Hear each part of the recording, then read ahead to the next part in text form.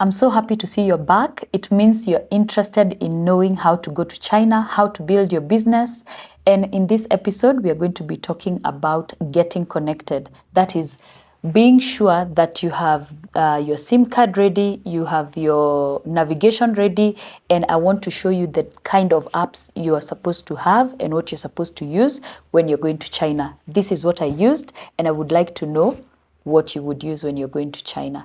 So make sure you've watched the first and second part of this series because it's going to give you a lot of tips of how now to get connected and get ready to get on your flight to China.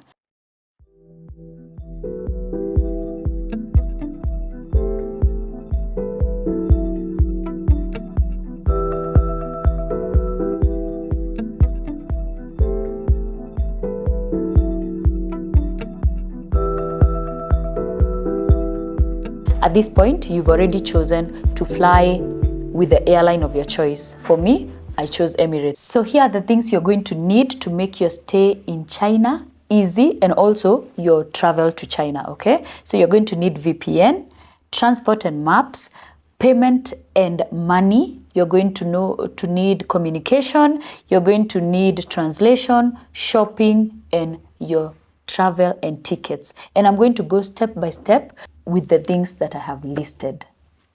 So number one, VPN. So I did not need VPN in my experience. Again, I said I'm here to learn from you and you're going to learn from me. People use VPN when they have the Chinese SIM card or you use an eSIM. In my experience, I used Airlo. Airlo is a service provider who gives you an eSIM depending on the country where you're going. So I got an eSIM that was by China Communication, but it would show that I'm in Singapore. So I never needed to use VPN kabisa.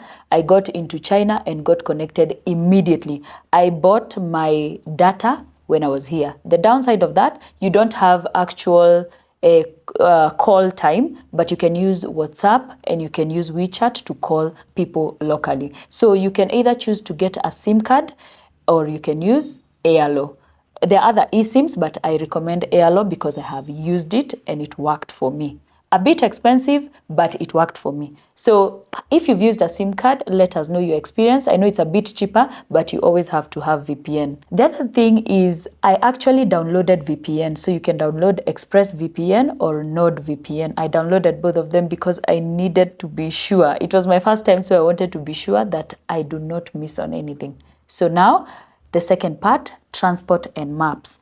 When I got there, I had somebody to pick me up. If you don't have someone to pick you up, you need to have Didi. Didi is the cab hailing app. It's like Uber. So Didi is English translated, so it's very easy to use. You just put the location of your hotel and it takes you there. And again, now, this is the time you need to know about payments and money. Okay, so we've gone to the third part. You need to know about payments and money. You need to have cash or you need to have your cards. Okay, so you need to pay Didi. Didi is usually paid using Alipay or cash or your cards. So then that takes us to the next step where we are talking about communication. You will need a WeChat and WhatsApp. If you're using WeChat, you'll need to it's not going to need VPN because you're in China. If you're using WhatsApp, you're going to need VPN. If you're using Airlo, you're not going to need VPN to use either of them. Okay. Translation, the next one, you're going to need Google Translate or Pleco. I used Google Translate again because I had Airlo.